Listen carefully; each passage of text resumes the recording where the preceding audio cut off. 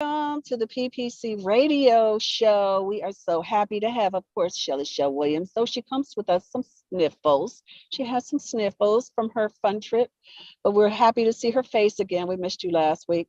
Got DJ Kid Disco in the black. He'll be back. Oh, I like that. I'm a rapper now. And then we have my friend, my publisher, this badass guy, Glenn Murray from 220, coming to share with us about this book that he has. This is for the little boy. Yeah. But we got some business to take care of before we get to the depths of things. So let's go on and take our commercial break. And just in case, y'all, I'm in a car, see? I'm traveling, going to my nephew's wedding with my family. So if I freeze up, Shelly Shell and DJ Kid Disco and Glenn will just continue on, but I'm going to try my best to stay with y'all. So let's go to commercial break. We'll see you after. Peace. Oh, folks radio. WGFB-FM radio. So are you ready? How it used to be. Something for everyone. 24/7, 365. After these messages, we'll be right back.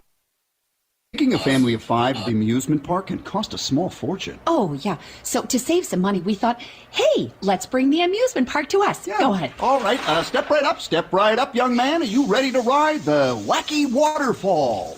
That's just the bathtub with the shower head running. Nope, it's the Wacky Waterfall. It's the shower, Dad. Waterfall. Wacky. There's an easier way to save. To get a free rate quote, go to geico.com, then buy online, over the phone, or at your local Geico office.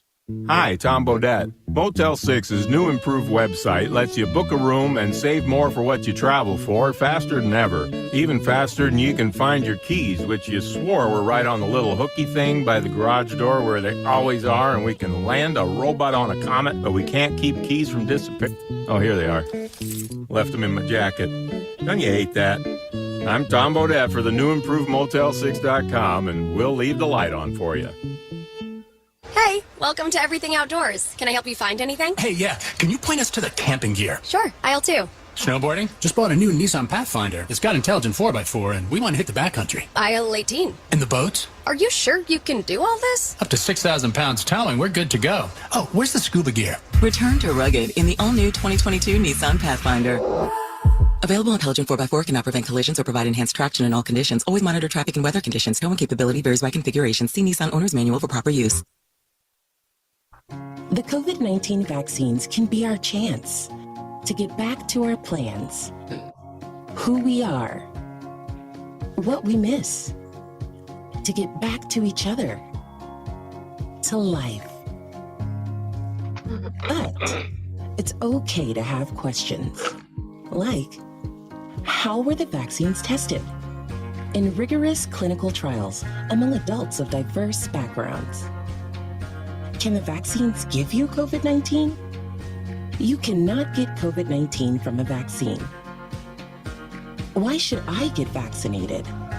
Protecting yourself also helps protect the people around you.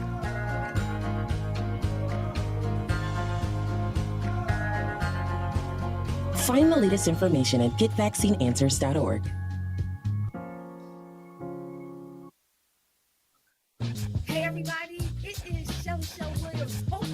Hi, this is Cinda Williams, and I am so blessed to tell you about a new book on survival called Faith, Failure, Success, Volume 2, Surviving the Storm. Erica Summers, Martha Chavez, Latricia Rice, Nicole Reed, Vanya Hudson, and I have come together to share our deepest challenges and how we overcame. Please check it out on Amazon.com and wherever books are sold. Amazon is hiring near you. Earn a competitive wage and start as soon as 7 days. No resume or experience required. Health and safety are a top priority with all of Amazon's roles and sites. Amazon is taking precautions in their buildings to keep people healthy. Go to Amazon.com/apply. That's Amazon.com/apply. Amazon is an equal opportunity employer.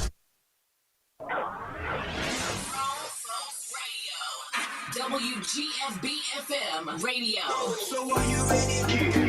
How it used to be. Something for everyone. 24/7, PPC, PPC, yeah. PPC, PPC, CPC, yeah. Join me so we can grow together.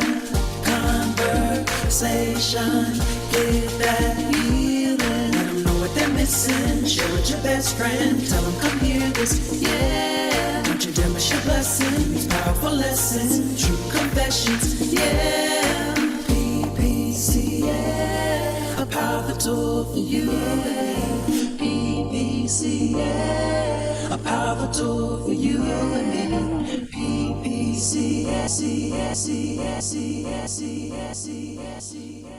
All right. Shelly Shell, look at all that. Welcome to the PPC Radio Show. Welcome Facebook, welcome YouTube, everybody that's listening in. We are here with Shelly Shell Williams, DJ Kid Disco, and Glenn Murray today. Yay! Hi, Glenn. Unmute yourself. So Glenn, we have a segment that Shelly is going to. It's Shelly's segment. Let's do it, baby. Oh, let's go. Are you ready? I sure hope you've been watching and you understand what's about to happen to you, Glenn Murray. Are you ready? I think I'm ready. I'm scared now that you said it like that. I know, right? That was the whole goal, right? When I you know, get scared. really. So now it is true confession. If you listen to the jingle, we talk about true confessions. You have to give us your one true confession. We have to be all deep, but then we have to follow suit. So give us a true confession. A true confession. So it can be about anything, huh? Anything. It could be like, I ate a peanut butter jelly sandwich and I didn't like it. I'm just messing, but whatever. All right. A true confession. I am a wrestling fan. So it's not that bad, see? That was easy. No, but a lot of people don't know that about me. So, you know. No one knows that you're a wrestling fan, like the kind of wrestling that comes on TV for the like WWE, WWE. yeah, professional WWE. I've been one since I was a kid. He done messed up. Why? Why? Why you messed up? Are you a wrestling fan too? Oh, yes, you are. Oh my gosh. I remember during the quarantine, you were watching the dumb thing, not the dumb. Dumb to me. I'm sorry. I'm not even going to sit here in front. I'm still watching it. It was That on is this so morning. dumb. It is the dumbest thing I've ever seen. But wait a minute. Do you watch soap operas? Do you watch? No, I'm an intelligent black woman. I don't do that thing. No, Okay. joking. No, I don't watch soap operas. No. Do you watch reality shows? I do not. No. Okay. Do you watch movies? I do watch movies. Yes. Okay. Only Cinda Williams movies. Oh yeah, right. Thank you. That was nice. That was a good one. But sometimes that entertainment's the same as the wrestling movies. But go on.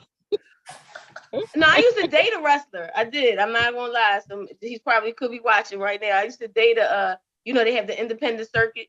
So I dated him and I had to go to the wrestling matches every single week, every time he would go. And I'd be like, whose life is this? And why am I here? So do you like The Rock? Do you like The Rock's movies? I like the way he looks. Yeah. Well, guess where he started at? Wrestling. I know he started there, but I just like the way he looks. That's why It's he's funny in movies now. My uncle, who happens to be in the car with us, he introduced me to that absurd crap. As a child, we watched it all the time. Yeah, I grew up watching it as a kid, so that's kind of how I got hooked on it. So Yeah, that's how I got introduced to it. But don't be telling them people they're doing fake stuff. They'll try to hurt you. They do. They would. I was joking. It was a joke. But it's very much scripted. So it's just like movies and just like TV shows. It's all scripted. It's just violence scripted. So, if you like action movies, think of it as an action movie. I'm going to suplex shit. With a lot of trash talk, yes. You, my friend, you're going down right now. You're gonna go down, and I'm gonna tell you I'm going down, so I can just get there and go. Boom.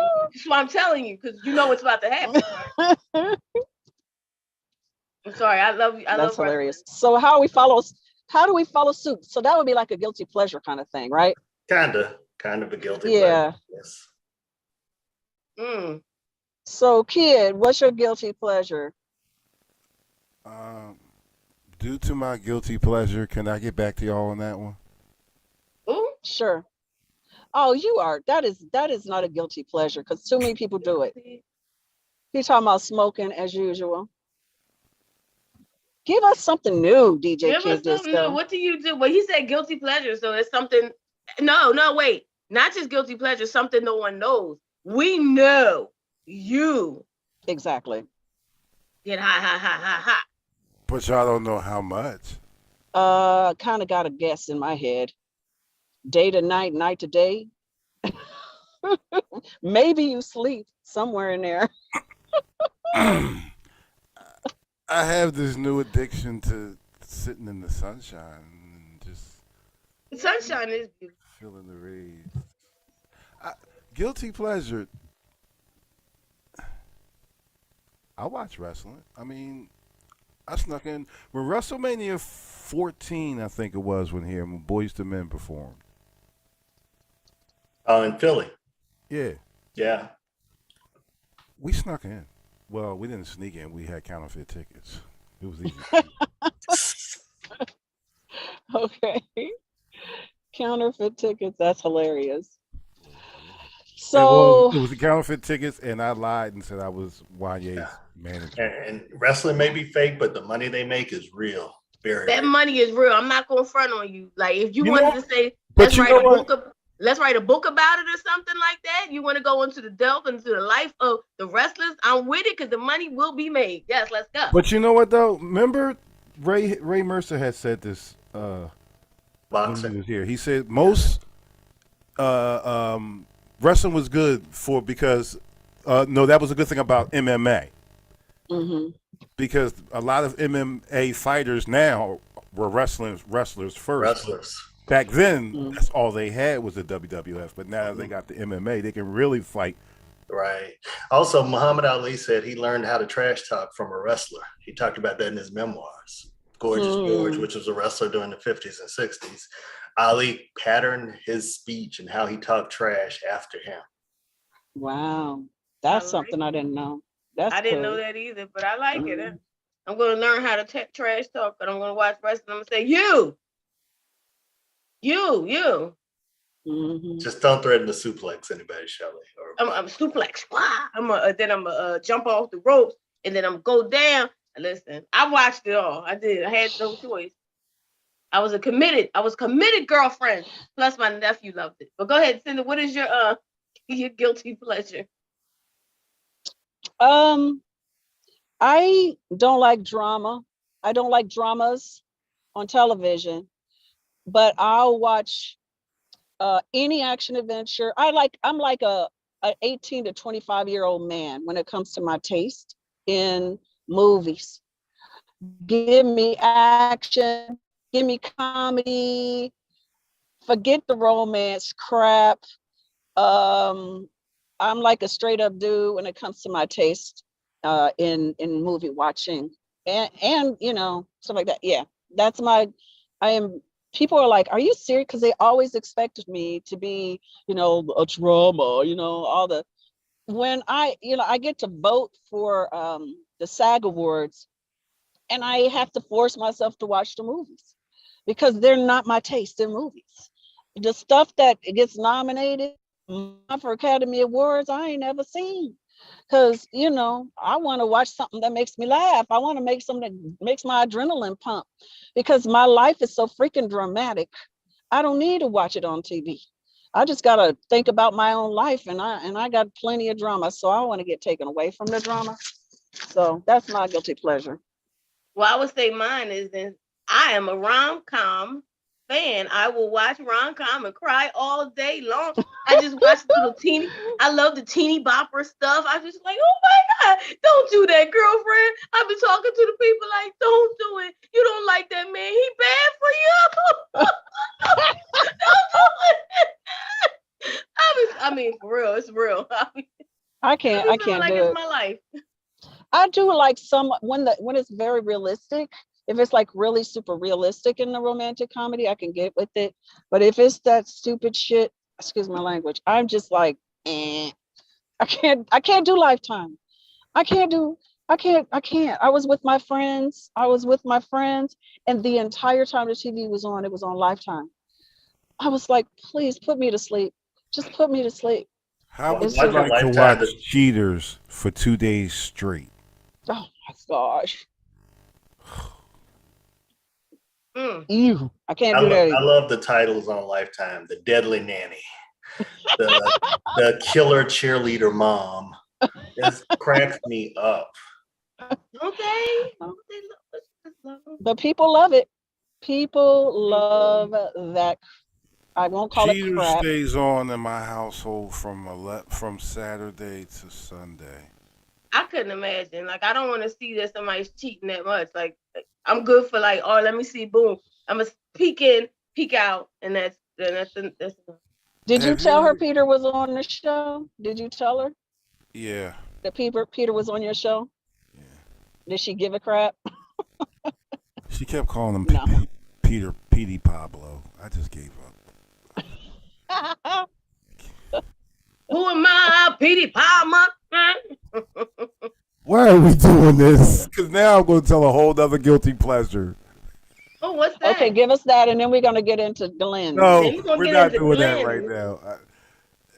You know what? I think I'm attracted to intelligent people. Never mind. Moving on. Okay, next comment. Let me say, hallelujah. make sure we go on before we say, hey, everybody is here. James Patterson said good afternoon. Raymond Manley said good afternoon, everybody. Malik is watching. Sherelle is watching. I think so. In my LOL, that must be the whole wrestling thing. Okay, James. He said it's very entertaining. You have one on your squad there. There we go. Thank you, Paula. James. I know James, so thank you, James. Oh, so no, I'm just saying.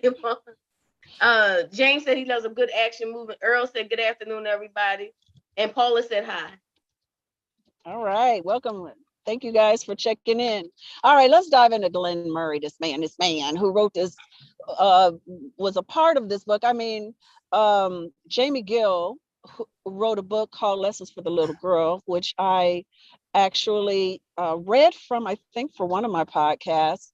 I want to have her on the show too. She's awesome. But she kind of like came up with this whole idea, and she and Glenn got together, and I don't know the story. You tell the story how this book came about. So she was going to do this book probably, 4 or 5 years ago. She talked about wanting to do this book because she had released Lessons for the Little Girl. And a guy came up to her during a signing and said, you should do something for men, or Lessons for the Little Boy, if you will. And she thought about the idea. She kept it, and she was going to write it for a while. And we were talking maybe about a year and a half ago, and I talked about making it more of an anthology, having more of an ensemble cast, if you will, of men.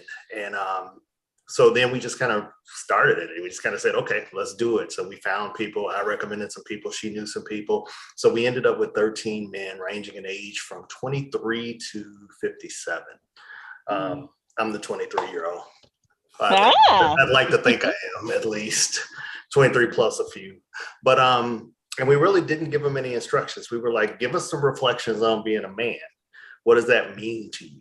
What would you want to write about? So for me, I wrote a letter to my younger self, because I had been on an interview just before I started writing, and they asked me, what would you tell your 15-year-old self or your 16-year-old self?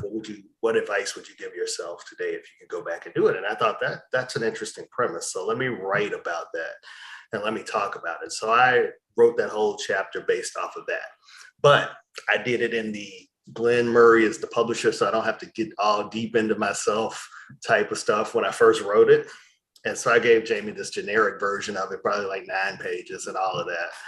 Nothing like what you read. Nothing, didn't look anything like what you read today. And I read it, and then I saw what the other guys were writing and everything. And I'm like, okay, let me just go on and be real about it. So a lot had happened, a lot had transpired since I wrote it that first time. So I went back and rewrote it. And I really sat down and said, okay, I'm talking to myself. And one of the things that men do, and we don't really have a time period for doing this, we reflect on things just depending on what happens. Sometimes we reflect after something traumatic has happened.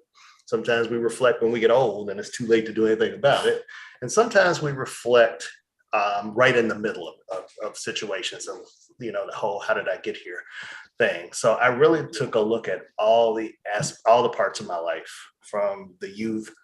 I looked at the different stages of my life. I looked at different situations in my life, from relationships to loss to family to business, and to friendship, and really wrote about all of those and just said, okay, this is what you're going to expect, younger version of me. This is probably how you should have handled it. Here's how you're gonna handle it. And really looking at that and really taking an honest look at myself and admitting my mistakes. Now, I have plenty of mistakes. We could fill up a whole book by myself with the mistakes, but really reflecting on them and understanding that that's part of life and that's part of growing up. We make mistakes when we're younger because we just don't know better. We make mistakes in relationships because each one is a little bit different, but we don't realize every person is different sometimes because we bring the baggage from the previous one into the current one. So things like that, and just really talking about that and giving myself advice and hoping that somebody reads this and understands and maybe sees a little bit of themselves in the book. So that's really kind of how it started. So it launched, we went to #1, first week out, first day out. So that was great. The men who are in it are phenomenal. Some of them are first-time authors. Some have written books before. Some of them are 220 authors. We drafted a few of them, but it's just been a really great experience. We've had a chance to do signings, to do talks about it. I've been interviewing about it for a while now. So it was therapy for me in a lot of ways too, to really look back and talk about myself. That second writing is where I really dug deep and talked about losing my mom and talked about losing relationships and talked about really growing as a man and understanding what that meant. So that's it in a nutshell. That was a long explanation, but that kind of tells you how it came about. When you say losing relationships, do you mean like when you were in a romantic relationship, you lost them? Did they fall apart? When you said lost them, so meaning did you leave them? You said lost them. How they ended. And in all relationships, there's your side, her side, and the truth. And really being able to look at the truth and honestly know that it's a 50-50. When you walk into it, it's 50-50. When you leave, sometimes it's 75-25 because you may have been the 75 the reason that it broke up. But really taking an honest look at that as well. And what are the things you could do better in your next relationship as you move forward? Better as a person, better as a human being, understanding, listening, things like that. Yeah, I think in a day, not too long ago, men were taught very vehemently not to express their feelings. Mm-hmm. But the odd thing to me is like women are kind of like falling into that these days because we are taking on so much testosterone driven responsibility. We're that dopamine is running through us, and rarely does that allow for stopping to think about how you feel, let alone expressing how you feel. And I think that's why we're having so many mental health issues with people, because we don't express ourselves. We don't talk about when we're going through things. I know DJ Kid Disco gets tired of it. He's like, sometimes your show is just too girly. I can't talk. But because we're talking about feelings and stuff, so I think this is a real positive step forward that you've done. And I was thinking about it. I was like, how many I've read so many books I can't count. And when they're by men, when it's a novel or whatever like that, but for the most part, it's very rationally given. Laid out, right? Laid out. It's rarely from the point of view of emotion, or because emotions, if you really think about it, are really important because they tell you how you feel. If you're feeling an emotion of anger, then you're mad, and you need to sit down and figure out why you're mad. Mm-hmm. If you're sad or depressed, then you know that something is wrong and you're holding something in and you're not expressing yourself. So you got to sit down and think about it. But so many people these days, they just rush through life so much, they don't ever think about why they're feeling what they're feeling so they can heal. Yeah, I think So men are, it's really interesting. I heard a sermon one time called Men Are Like Waffles and Women Are Like Spaghetti. A minister out of Virginia, Lance Watson, preached that sermon many years ago. And if you think about it, men are like waffles in that we line up boxes. We're very precision oriented. We're very linear in how we do things. And we line up our boxes to achieve things. We check the list off and do things. Women, they can multitask. They can talk about different things. They can talk about how they feel. They can still be strong. They can raise children. They can work. They can do all these things and not be affected by it and keep it going. So then you put those two together and they don't mix. That's not a meal that you mix, a waffle and a spaghetti. And it's like you have to learn how to intertwine and how to feel and how to think, how to get out of your box sometimes too. So it was a very interesting sermon where it compared that. And it's very true. Men are very much, I need to check my boxes off to be successful. And I'm definitely a box checker. I'm always about, okay, what do I need to accomplish this morning? And that's going to stop me from accomplishing it or trying to get to it. And it's helped me. Yeah, I've been successful too. But I think I've lost something along the way. And that's what I had to look back on when I wrote about it. It was like I was so focused on success. I was so focused on either getting the right job, getting to the right salary level, So I got a question. For you. You said past relate. Are you married, involved, or? I'm not married. No, I've never been married. Oh, you've never been married. I probably explained that in the book too. Okay. He didn't answer the involved thing. You didn't get that answer. I'm dating. Yes, I'm dating. Yes.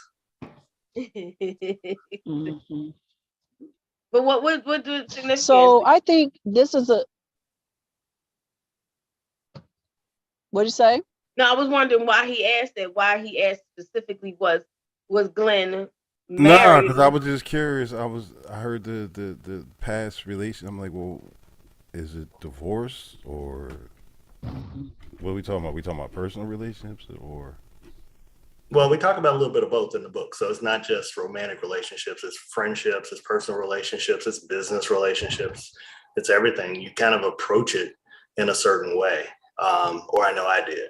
So I had to look back at all of those and look at, what did I do wrong? What did I do right? And even with family, sometimes you get so caught up until you don't take time for family or for things that are important. And I think that's part of the reflection in the book as you talk about things that what really matters to you at the end of, and I had a manager tell me one time, nobody's gonna on their deathbed say I should have worked a few more hours. Mm-hmm. So what's really, truly important to you as a man?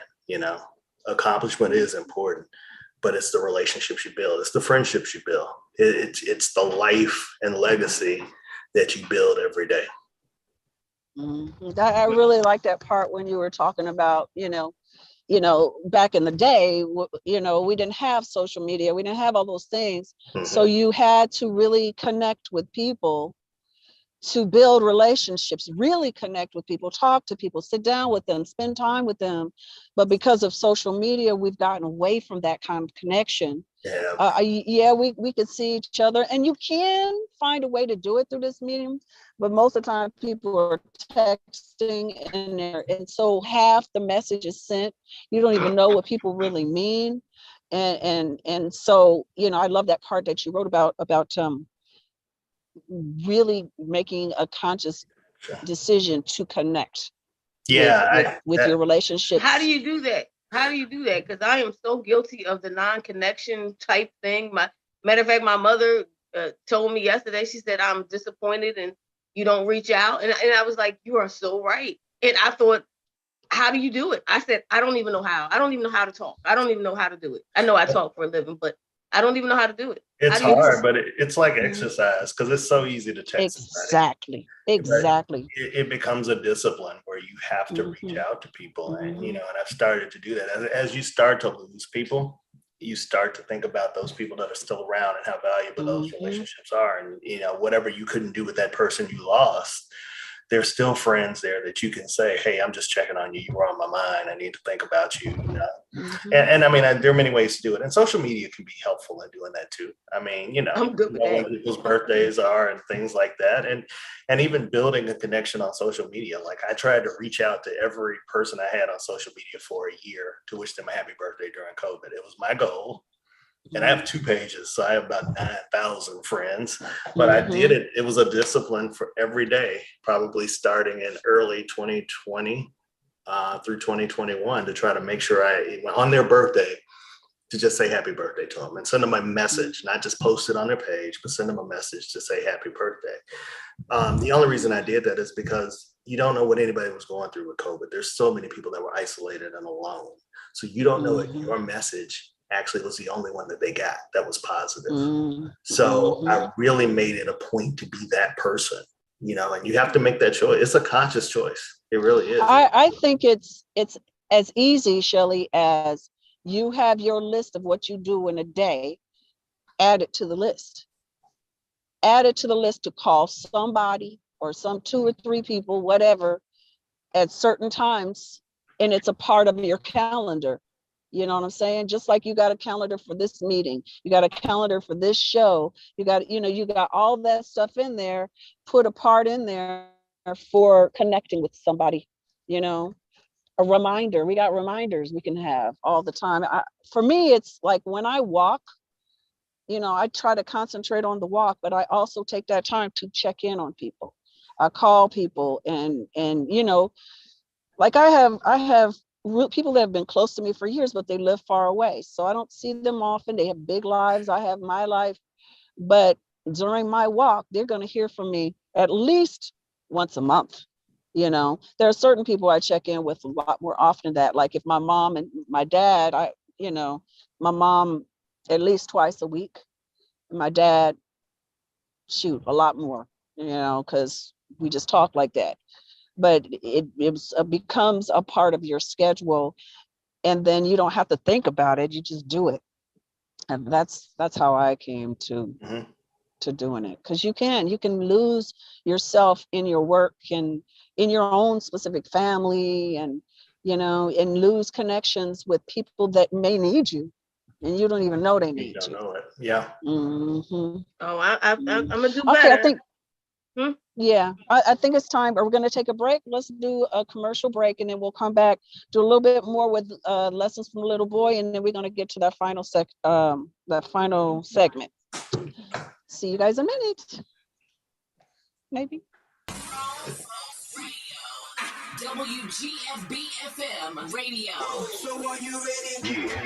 How it used to be. Something for everyone. 24/7, 365. After these messages, we'll be right back. Making a family of 5. I like that. It's cute. But I think Okay, so I think we're so I was thinking I have this block. I think it's just a block. Like I don't call, like I've been in relationships and I won't call the person. Like I really physically one of my friends who's an ex, but we're friends now. He said, call me. He said, oh man, you have never called me in all the 4 years and because I have this block that it's like I don't know. I feel like if I call and they don't answer, I feel, I don't know, rejected or something. So I don't call people. It's hard for me. I don't know how to get past it, but it is definitely a block. I can't get it. Yeah, I think if you make it more about you than about them, you'll be okay. Because, it's what you say. Even if you're just leaving them a message, you're letting them know they're thinking about you. So if they don't answer, it's okay because you did your part. You reached out. You know what I'm saying? And instead of it being about what you receive, it's about what you give. And when you give, you receive. It's a gift to check. I had this friend, and I'm much like you. I don't like the telephone. I like one-on-one time with people, but you can't do that these days. We rarely see each other face to face. So it's a different world. I had this friend, he was like, you said you're my friend. How come I don't hear from you? And I said, because I don't like the phone. I'm not like that. He said, look, how are you a friend? What do you do for friendship's sake? I said, I spend time with people when I can, blah, blah, blah, blah, blah. He said, well, I like to know you're thinking about me. And this was a gay friend of mine. It's not like he was trying to hook up for nothing. And he said, for me, that's a need I have from people that call me a friend, for them to check up on me once in a while. Then I know we're really friends. I'll check up on you, you check up on me, because he would call me all the time. I would never call him. So I had to take that into consideration. And I was like, okay, it's not something I typically do, but I am willing to shift and evolve for you because I like you being my friend. And so I would check in with him every once in a while. And it was a decision, you know, and it's just a decision. And it's because he asked me, you know what I'm saying? Yeah, I wrote about, I think I wrote it in the book where I talked about growing up, my grandmother would always go visit people. So if anybody died, she'd go visit the family, bring them food and things like that. And it's like, that's just not feasible all the time now. But it's like, what are the things you can do? And one of the things I realized, and COVID made me realize this too, because I lost two of my oldest living relatives on my mother's side, and I couldn't go to the funeral because of COVID. So it really made me think. I've had the means to visit them before, and I didn't because I was too busy. I was working or whatever. And it's like, okay, you know, what does that mean? What's the significance of that in your life? And how significant were the things that you were doing that you put off going to see? Because when you really wanted to see them, you weren't there. So it's a lot to think about. 24/7, 365. All right, welcome back to the PPC Radio Show. We continued on talking about this whole thing of connection with people. Okay,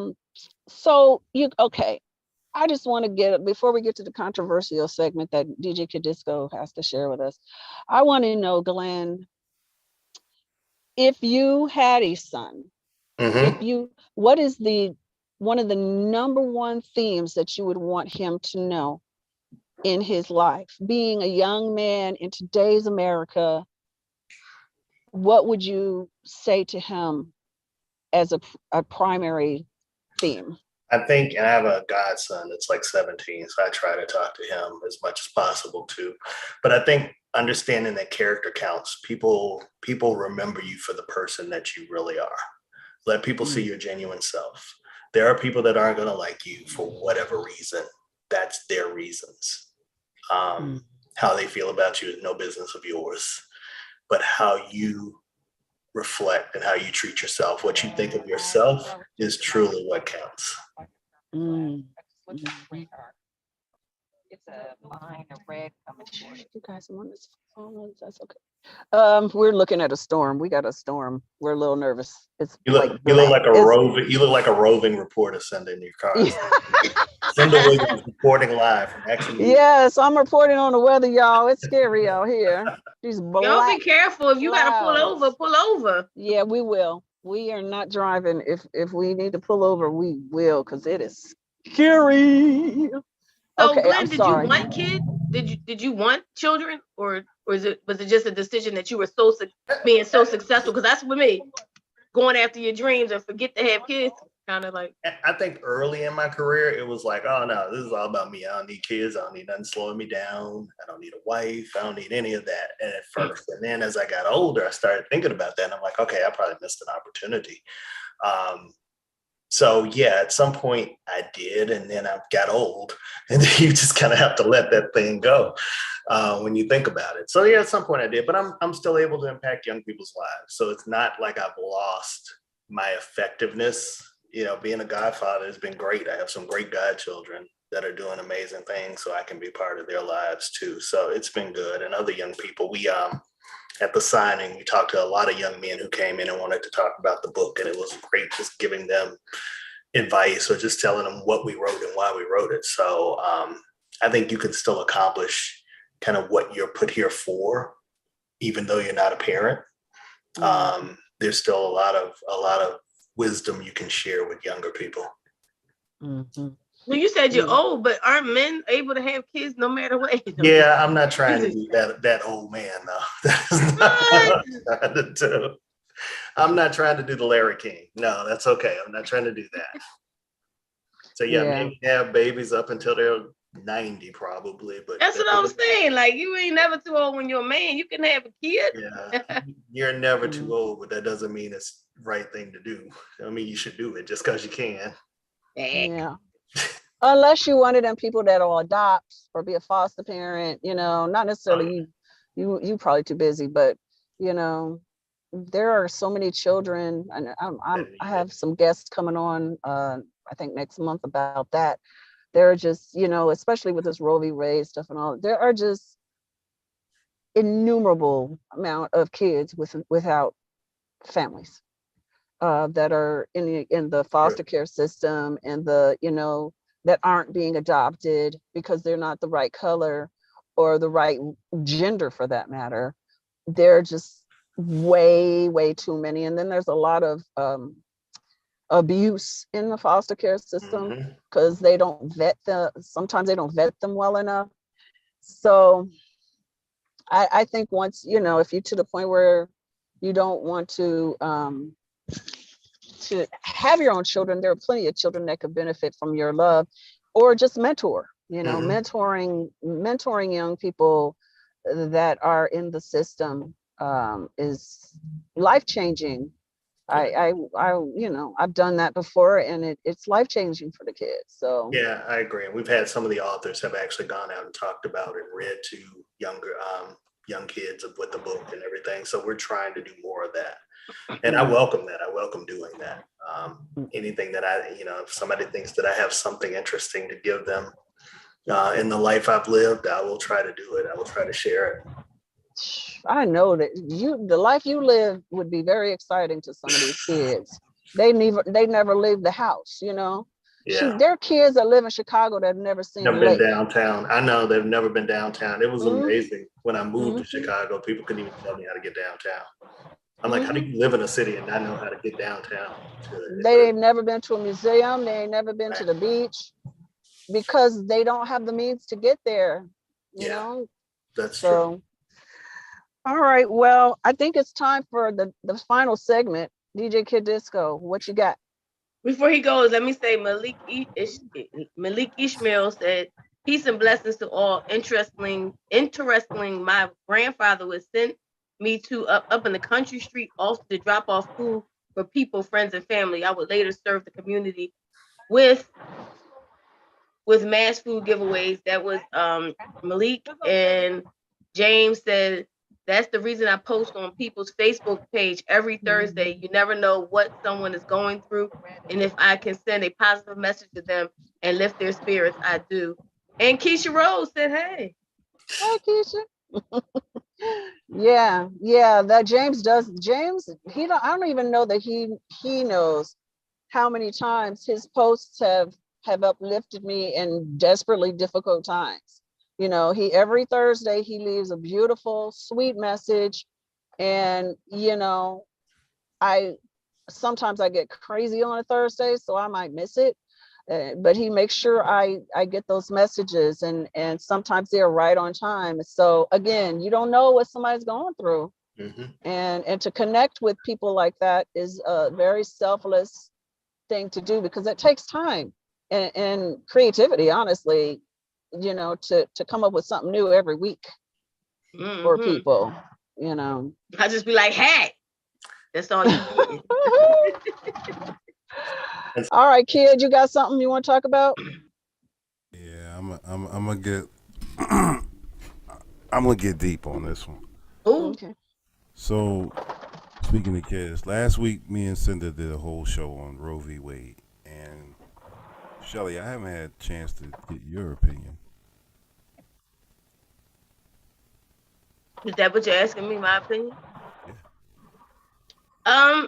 Of course, and this whole thing is disheartening, and I think we all need to, it's no one's business what we do with our bodies, period. Like, who should be able to tell us what we should do?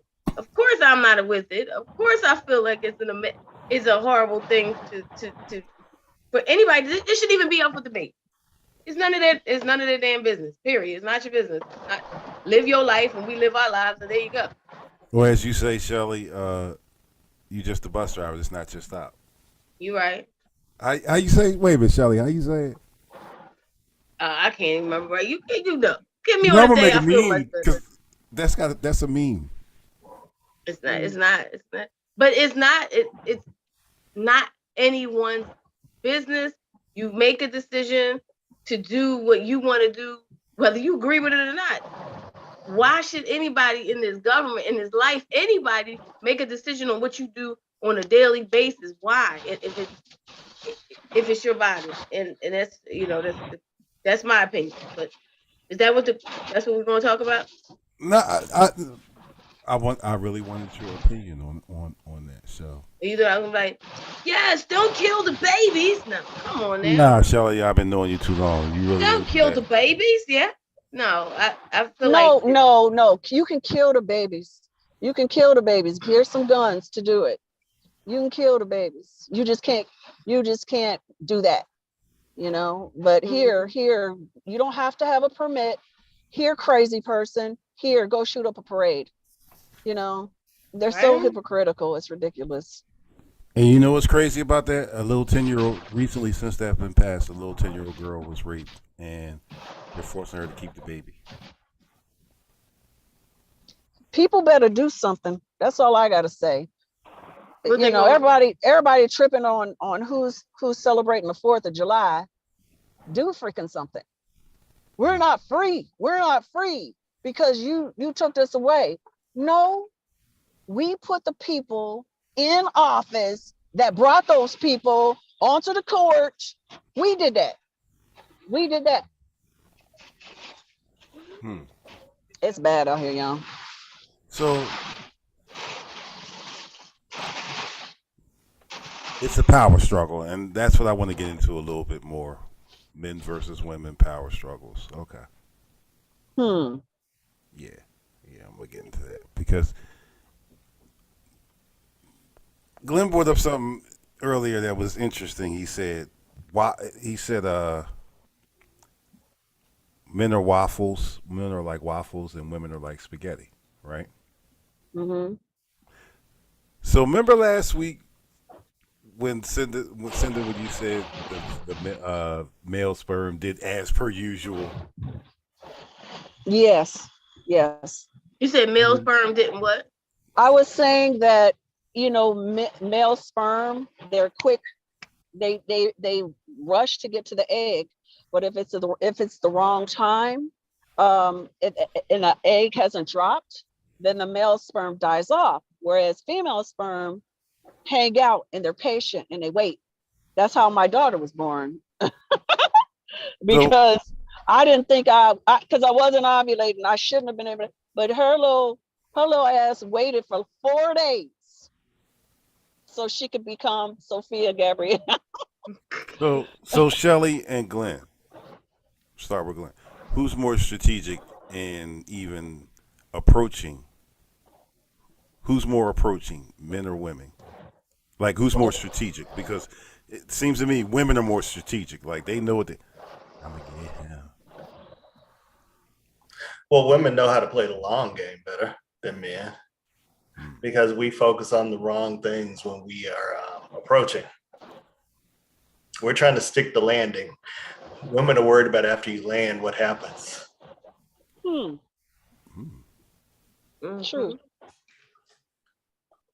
Shelly? I would have to agree. Of course, women have strategies, and it's what we do in life. We make sure things work towards a certain end. Of course, I believe women are very strategic. I know I am. Now, that strategy doesn't always work for women, but they are strategic. It doesn't always work for either one women of are us. manipulative. Women are more manipulative. Women know what they want. Women Strategy is not manipulation. Come on now. It That's can it. backfire on you is what I'm A saying. woman will wait It can for backfire. years. Strategy can backfire. Oh, listen, a woman will see a dude get married and be like, all right, but I know it ain't gonna last. And a woman will wait. I ain't waiting for no Negro. Sorry. You ain't waiting for I ain't waiting for nobody. But men are strategic too. Some men, like case in point, no pun intended, show, the homosexuals. That's strategic. The homosexuals knows exactly who to go after. The homosexual understands A lot of times they're going after the Christian woman because the Christian woman has that thought, oh, we have to give. So the homosexuals has a strategy because they need something. They have a need. So they're going to do whatever it takes to fulfill their need. They need a home. They need a place to lay their head. So they're gonna be like, you know, and they fall in love real easy. I love you. I can't live without you. Yeah, see, Wouldn't it be that's the nice? thing. Just for those who don't know what a hobosexual is, can you please tell our audience what a hobosexual Yeah, Shell, what's a is? homosexual? A homosexual is that dude. It could be a female. I'm not gonna say it's a dude, but that dude that sits back and waits and pounces on somebody just to get in their home. All they want to do is live in your home. They have no place to live, so they're a hobosexual. They're hobos. Hobos with no home, and they just pray, and their number one goal is to get in your home and take over. And the words they use is, I love you. I So can't wait a live minute. without you. You are Wait a everything. minute, they're having sex for homes? Wait a minute. Yeah, they are, but they don't have sex anyway. Regardless, the homosexual normally is they don't have the morals that says, "Oh, I'm not having sex before marriage." That ain't the problem. Their whole angle is, I'm going to get with this person, and I'm gonna do what I got to do to get in their home. Okay. Homosexual. Y'all have just been taught today. Oh, but I heard when I was on my way, I can't remember where we were. We were in Florida, and somebody said that men are not moving chicks up in their homes too early. Women often move men in their homes way too early, and that could be the problem right there. I think men are a little more selective with letting people be in their home. But I think it's for different reasons. I think men don't want to hurry up and move a woman in there because they don't want to totally give up the single life. Right, but that's the point. They're a little more selective, and they don't do it. Where women are like, come on, yeah, we could be nice to live together. We want to play home. We want to play house, and yeah, we could go shopping together. Yeah. Yeah, but no bills are ever mentioned. Facts. You pay half the bills. Your job can provide. You can pay half. Come on in. And then they That's get not a there. conversation. And they get there and they're not paying half the bill. They're like, you was doing it before. Why I gotta do it? Right. You can afford it. Oh, wow. Yeah. There is the homosexual. That's a homosexual. Okay. All right. I don't think I ever heard that term before, but it makes sense. You've Was there a seen certain it in time action. I bet you've seen it in action. You've seen men do it. So wait a minute, Shelly. And women. Shelly, I you know said Glenn something has interesting. seen women do it. Shelly, you said something interesting. So is there a time limit on when you should tell somebody that you love them? I mean, in reality, for real, seriously, you know, the reality, 1 month in, you ain't loving somebody. Like, for real, reality, that's just some infatuation stuff. That's my thoughts. Like, So you don't believe in love at first sight? Has it worked for anybody, bro? I don't know. It might have worked for somebody. Yeah, it has worked for some people. It has, but not many. I think that there's lust at first sight, and then I think that sometimes you spiritually connect with somebody, but if you go run jumping in the bed, then that's lust at first sight. That's lust at first sight. If it's sex like immediately, and y'all don't even know each other, have a conversation yet, that's lust at first sight. But if y'all connect and y'all grow together, but you knew right when you met them, this is somebody I know, I love them already. I know it. I can just. I mean, there are connection. instant connections. There are instant Yeah. connections. Mhm. I believe in that. You can meet somebody and whatever and be like, damn, that's, yeah. As long as you don't want something, if you have an instant connection and it's not a needful connection, sometimes if you have a connection, that's cool, but we don't have a need. Like, I don't connect to you because I have a need for your money, your status, your this, your that, or you connect. That's the difference. Like, you could connect with somebody, but some people, those people who fall in love so quickly is because they're falling in love with the need for what they need, as opposed to saying, oh, I love you. So it might work for somebody, but I'm telling you, watch out. Them easy falling lovers. Almost every time I have gone into a relationship that I wasn't ready for was because of a need. Almost every time was because of a need. It's like, but I'm to the point now, my elderly ass is, I don't want to be with anybody unless I can offer them as much as they can offer me. Then You know stop what I'm calling saying? yourself elderly. You're not elderly. I know, right? Okay, you know what I mean. Speaking that out. Stop speaking. Okay. But I didn't say I was old. I'm just saying I'm an elder. I am an elder. I'm an elder over a whole lot of youngsters. She's old. I'm what? She's older than me. She's an elder. Oh, come on now. She's a PYT. She a pretty young thing. Don't worry about that. Don't talk about that. She is older, but she is older than me. Though, like. But you know what I'm saying? I'm just with age comes wisdom sometimes, not always. And because I was forced to face my feelings, like you were talking about, I spent a lot of years ignoring my feelings when it came to my relationships. And because I would go from one right to the other instead of stopping and thinking about what did I learn from this last thing, I would just jump right in because of those needs.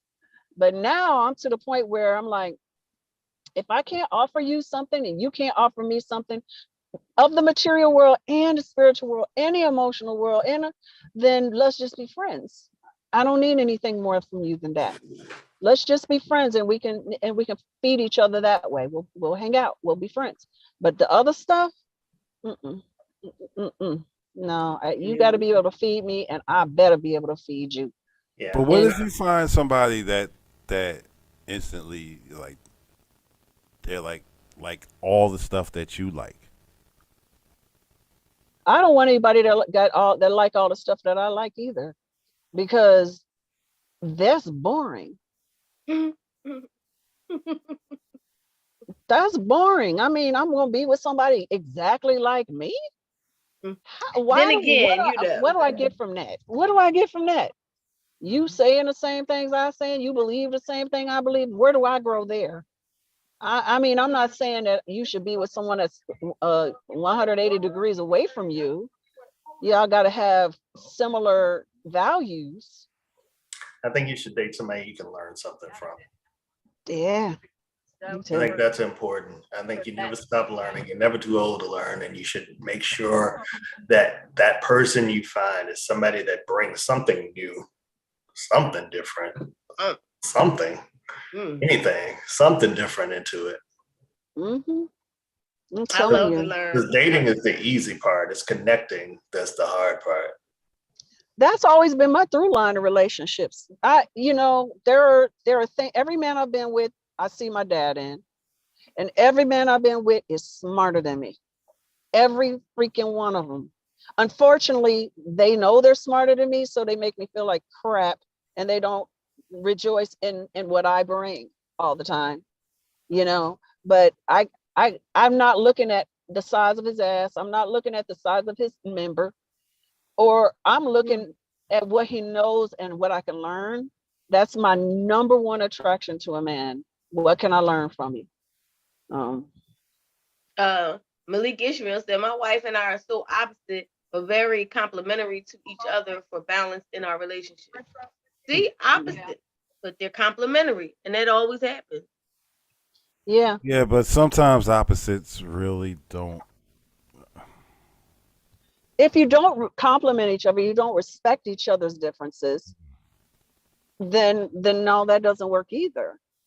You gotta respect your differences and listen to each other and be open to learn from each other. If you just think what you think is all there is to know, and the other person is can't help you at all, then you shouldn't be together. That's a little narcissistic, isn't it? When you think you're right all the time, and way what I think goes, what I want goes, isn't that a little bit narcissistic? Where like, listen, I need somebody to agree with everything I say. We need to flow the same way all the time. Isn't that a little narcissistic? There's a lot of narcissists. There's a lot of them, and they don't know it. And that's a disease. It's a disease, a disorder. But the worst part about that disorder is part of the disorder is they don't know anything is wrong with them. So they don't ever get any help for it, you know. So Indeed. beware of the narcissist. It is 3:00, so we might want to let Glenn tell us how we can get the book and how we can get in touch with you. Yeah, and first, thank you guys for having me on. Yeah. It was appreciated. It was good to be back. You can find the book on Amazon, Barnes & Noble, and anywhere books are sold, unless it's for the little boy. It's available in ebook as well as paperback. All right.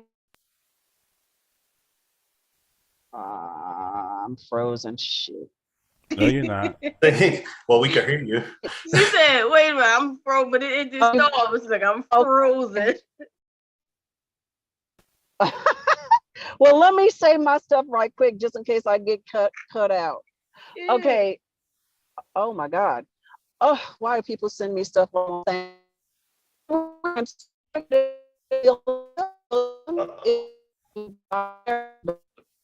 The robot done kicked in.